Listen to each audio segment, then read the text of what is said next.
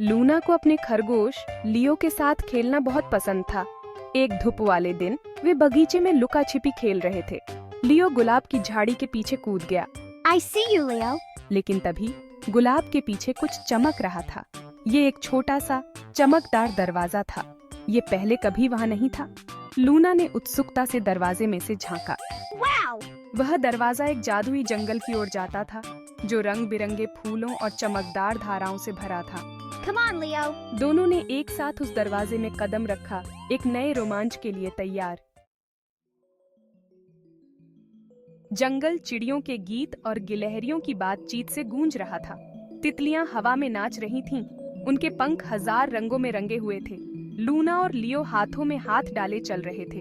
उनके दिल उत्साह से भरे हुए थे। जंगल के बीचों बीच एक विशाल ओक का पेड़ था।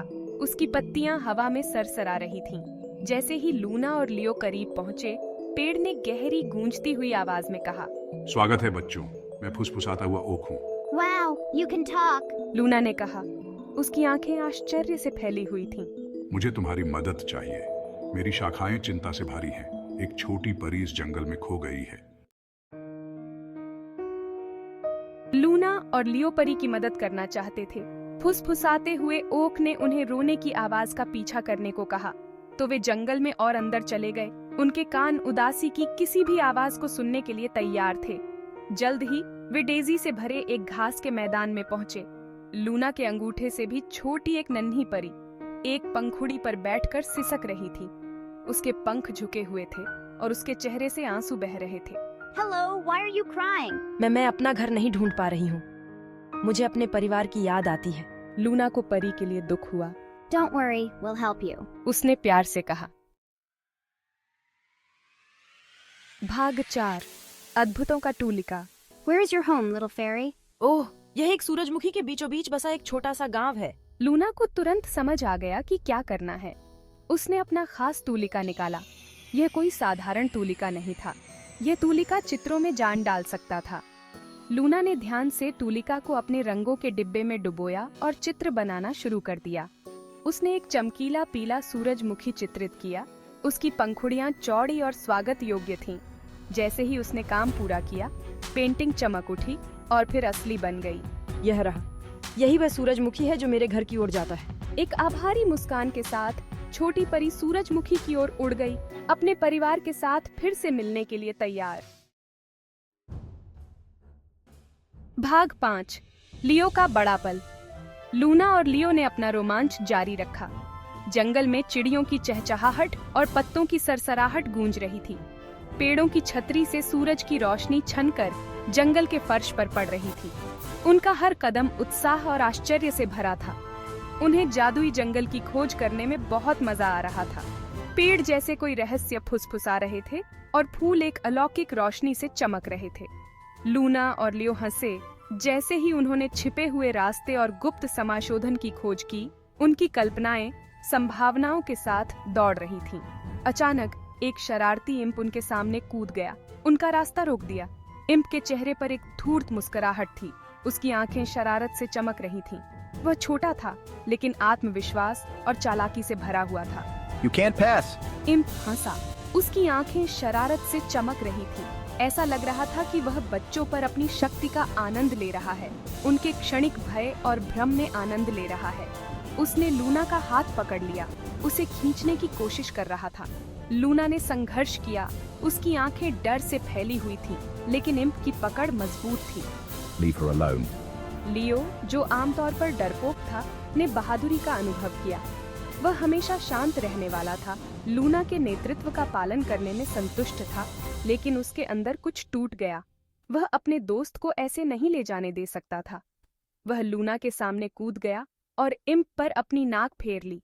यह एक छोटा सा इशारा था, लेकिन इम्प को रोकने के लिए काफी था। इम्प लियो के साहस से दंग रह गया।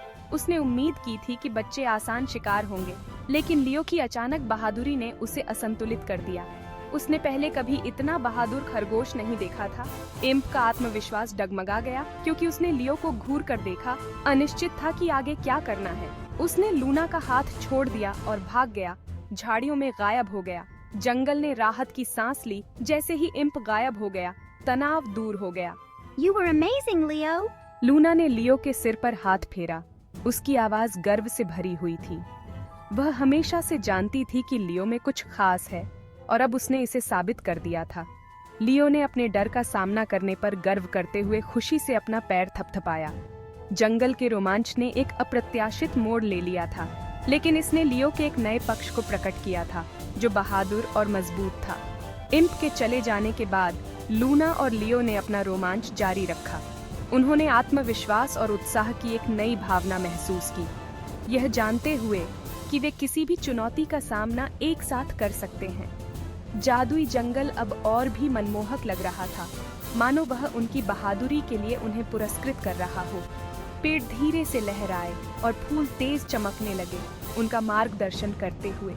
जैसे जैसे वे जंगल में गहराई में जाते गए, उन्हें छिपे हुए खजाने और रहस्य मिले जो उन्होंने पहले कभी नहीं देखे थे। हर खोज उनके साहस और दोस्ती का प्रमाण थी। वे हंसे और खेले, हर गुजरते पल के साथ उनका बंधन मजबूत होता गया। जंगल अब केवल रोमांच की जगह नहीं रह गया था, यह एक ऐसी जगह थी जहां उन्होंने अपनी बहादुरी साबित की थी और अपनी दोस्ती को और गहरा किया था। जैसे ही सूरज डूबने लगा, जंगल पर एक सुनहरी चमक बिखेर रहा था। लूना और लियो को पता था कि यह रोमांच ऐसा होगा जिसे वे कभी नहीं भूलेंगे। उन्होंने अपने डर का सामना किया था और मजबूत होकर उभरे थे, आगे आने वाली किसी भी चुनौती के लिए तैयार थे। भाग 6 इंद्रधनुष पुल। जैसे ही वे जंगल के बीचों बीच आगे बढ़े, लूना और लियो को एक चमचमाती नदी मिली जो धूप में झिलमिला रही थी। पानी इतना साफ था कि वे तल पर पड़े कंकड़ देख सकते थे और बहती नदी की कोमल आवाज उस जगह के जादुई माहौल में इजाफा कर रही थी। हालांकि नदी पार करने के लिए कोई पुल नहीं था, इसके बजाय उन्हें एक पहेली जैसे पैटर्न में व्यवस्थित पत्थर मिले। हर पत्थर उन्हें क्रॉसिंग के रहस्य को सुलझाने के लिए आमंत्रित कर रहा था। How do we cross this? Luna ने पूछा। उसकी आवाज में उत्सुकता और चिंता के संकेत थे। लूना ने जोर से सोचा। उसका दिमाग संभावनाओं के साथ दौड़ रहा था। उसे हमेशा से पहेलियां सुलझाना बहुत पसंद था, लेकिन यह विशेष रूप से चुनौतीपूर्ण लग रहा था। लियो, हमेशा जिज्ञासु खरगोश, पत्थरों की अधिक बारीकी से जांच करने के लिए आगे कूद गया। जैसे ही उसने हर एक को सूंघा, उसके महत्व को समझने की कोशिश कर रहा था, उसकी नाक मरोड़ गई। उसने देखा कि हर पत्थर का एक अलग रंग था, रंगों की एक जीवंत सारणी जो लगभग यादृच्छिक होने के लिए बहुत सही लग रही थी। उसने अपनी नाक उनकी ओर इशारा किया, पैटर्न को समझने की कोशिश कर रहा था। रंगों ने उसे कुछ याद दिलाया, लेकिन वह उस पर अपना पंजा नहीं रख सका। You think it's a color puzzle? Luna ने पूछा। उसकी आंखें एक विचार की चिंगारी से चमक उठी। लूना ने पूछा। उसका दिमाग पहले से ही इंद्रधनुष के रंगों के बारे में सोच रहा था जो उसने स्कूल में सीखा था। लियो ने उत्सुकता से सिर हिलाते हुए अपना पैर थपथपाया। वह हमेशा से पैटर्न पहचानने में माहिर था और यह पैटर्न अपनी जगह पर आता दिख रहा था। साथ में उन्होंने एक टीम के रूप में काम किया। दोस्ती के उनके बंधन ने काम को कम कठिन बना दिया। लूना को इंद्रधनुष के रंग याद आ गए, लाल, नारंगी, पीला, हरा, नीला, इंडिगो और बैंगनी। लूना को इंद्रधनुष के रंग याद आ गए और उसने लियो का मार्गदर्शन किया, क्योंकि वह रंग अनुक्रम का पालन करते हुए एक पत्थर से दूसरे पत्थर तक कूद गया। उसने हर रंग को पुकारा और लियो संबंधित पत्थर पर कूद जाता। उनके आंदोलनों को पूर्ण सामंजस्य में सिंक्रोनाइज किया जाता था। अंत में एक अनंत काल की तरह लगने के बाद, लेकिन केवल कुछ मिनट थे, वे नदी के दूसरी तरफ पहुंचे। उनके पंजे और पैर सूखे थे। उन्होंने पीछे मुड़कर उन पत्थरों को देखा जो अब धुंधले चमक रहे थे, मानो उनकी सफलता को स्वीकार कर रहे हों। लूना और लियो ने एक विजयी मुस्कान साझा की, यह जानते हुए कि उनकी टीम वर्क और एक दूसरे पर भरोसा ने उन्हें जंगल के माध्यम से अपनी जादुई यात्रा में एक और चुनौती को पार करने में मदद की थी। भाग 7 दोस्त हमेशा के लिए। यह दो अविभाज्य दोस्तों लूना और लियो के बारे में एक कहानी है जो एक जादुई यात्रा पर निकले थे जिसने उनके जीवन को हमेशा के लिए बदल दिया। जैसे ही सूरज डूबने लगा, आसमान को नारंगी और गुलाबी रंग में रंग दिया। लूना और लियो को पता था कि घर जाने का समय हो गया है। जंगल अपने विशाल वृक्षों और फुसफुसाते पत्तों के साथ पूरे दिन उनका खेल का मैदान बना रहा। वे अपने जादुई साहसिक कार्य के लिए आभारी महसूस करते हुए झिलमिलाते हुए द्वार के सामने खड़े थे। धीरे से चमकता हुआ द्वार दिन की घटनाओं की ऊर्जा के साथ गूंजता हुआ प्रतीत हो रहा था। We learned so much today. जब लूना ने अपने कारनामों को याद किया तो उसकी आंखें उत्साह से चमक उठीं। लूना ने अपने दिन को दर्शाते हुए कहा। उसने उन प्राणियों के बारे में सोचा जिनसे वे मिले थे, उन चुनौतियों का सामना उन्होंने किया था और उन पाठों को जो उन्होंने सीखा था। We learned about kindness, bravery, and the importance of teamwork. लियो की आवाज गर्व से भरी हुई थी, क्योंकि उसे याद आया कि कैसे उन्होंने बाधाओं को दूर करने के लिए एक साथ काम किया था। लियो ने सहमति में सिर हिलाते हुए कहा। वह जानता था कि दिन के अनुभव उन्हें एक दूसरे के करीब ले आए थे। उन्होंने अपने डर का सामना किया था, जरूरतमंदों की मदद की थी और सबसे महत्वपूर्ण बात यह है कि उनकी दोस्ती और भी मजबूत हुई थी। जंगल ने उनका इस तरह से इम्तिहान लिया था जिसकी उन्होंने कभी कल्पना भी नहीं की थी, लेकिन वे विजयी होकर उभरे थे। हाथ पकड़कर वे द्वार से वापस चले गए, अपने साथ जंगल का जादू और अपने अविश्वसनीय दिन की यादें लेकर। उनके पीछे का द्वार बंद हो गया, लेकिन उनके द्वारा बनाया गया बंधन बना रहा। उस दिन से लूना और लियो जानते थे कि चाहे उन्हें किसी भी चुनौती का सामना करना पड़े, उनकी दोस्ती किसी भी चीज पर काबू पा सकती है। उन्होंने सीखा था कि साथ मिलकर वे अजेय थे। उनके पास एक दूसरे थे और यही सबसे बड़ी बात थी। उस दिन जंगल ने उन्हें एक तोहफा दिया था, अटूट दोस्ती का तोहफा। और जैसे ही वे हाथ में हाथ डाले घर चले गए, वे जानते थे कि उनका रोमांच अभी शुरू ही हुआ है। जंगल हमेशा उनकी खास जगह रहेगा, एक ऐसी जगह जहां वे खुद हो सकते थे और प्रकृति के अजूबों का पता लगा सकते थे। यह एक ऐसी जगह थी जहां उनकी कल्पनाएं बेतहाशा दौड़ सकती थीं और जहां वे ऐसी यादें बना सकते थे जो जीवन भर रहेंगी।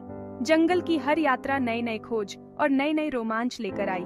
लूना और लियो को छिपे हुए रास्ते और गुप्त रास्ते खोजना बहुत पसंद था। हर एक नए और रोमांचक अनुभव की ओर ले जाता था। उन्होंने शाखाओं और पत्तों से किले बनाए, अपनी एक छोटी सी दुनिया बनाई जहां वे खेल सकते थे और सपने देख सकते थे। जंगल उनका कैनवास था और उन्होंने इसे अपनी हंसी और खुशी से रंग दिया। शाम को वे एक अलाव के चारों ओर बैठते, कहानियां सुनाते और मार्शमैलो भूनते। तड़कती आग और तारों वाला आसमान सब कुछ जादुई बना देता था। वे सितारों को निहारते, उन कारनामों के सपने देखते जो उनका इंतजार कर रहे थे। जंगल उनका हिस्सा बन गया था और वे जानते थे कि यह हमेशा एक ऐसी जगह होगी जहां वे शांति और खुशी पा सकते हैं। उस दिन जब उन्होंने जंगल को अलविदा कहा, तो लूना और लियो को पता था कि वे जल्द ही लौटेंगे। जंगल घर से दूर उनका घर था, एक ऐसी जगह जहां उनकी दोस्ती बियात सकती थी और फल फूल सकती थी। और इसीलिए हाथ में हाथ डाले